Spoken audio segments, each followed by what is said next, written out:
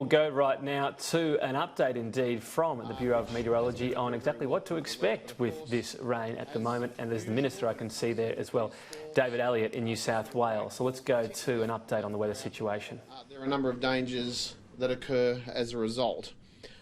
Since Wednesday night, the State Emergency Services have conducted 683 jobs. Unfortunately, 5 flood rescues have also occurred. So this is a timely reminder for the Police and State Emergency Services to remind motorists particularly that you should not drive through floodwaters.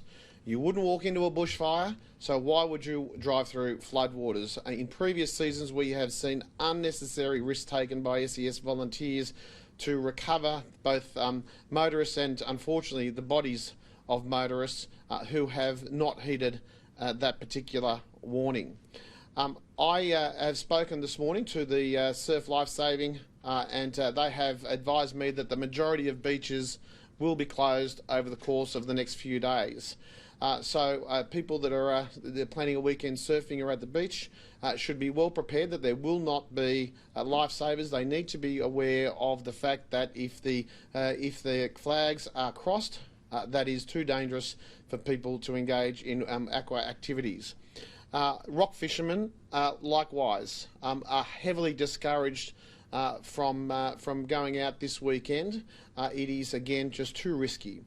The king tides that we're predicting over the course of the next few days, the typical king tides that you would see at the end of a summer, will put added pressure on our coast.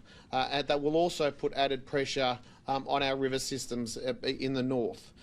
These are going to be abnormally high, and I'm very concerned, and I share the concerns of the SES of the added stress that's going to put onto our emergency services.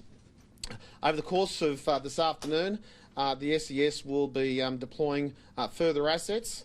And they'll certainly be increasing on the fact that they have 250 members of that organisation deployed as we speak. So 250 SES volunteers are on the job at the moment.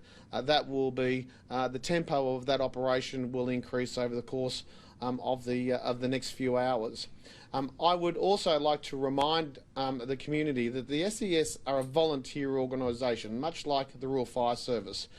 If they don't arrive exactly as you demand them, I would be horrified to hear any cases, which we have in the past unfortunately, of SES volunteers being abused or criticised. When they get the call for a job, they often have to go home, get changed and get to their unit to deploy with the appropriate kit and equipment. They don't need members of the public criticising them or making derogatory remarks because of any delays. That is just completely unacceptable, and as far as I'm concerned, very un-Australian. I'll now hand over to Commissioner Carleen York, who will give further details, further update on the SES component before Deputy Commissioner Warboys will speak, and of course Jane Golding from the Bureau of Meteorology. So thank you, Minister. As said, over the past 24 hours, SES have had our volunteers out making sure we coordinate our response across the northern part of New South Wales. We've been preparing for a few days after discussing this with the Bureau of Meteorology of what was coming and what was to be expected.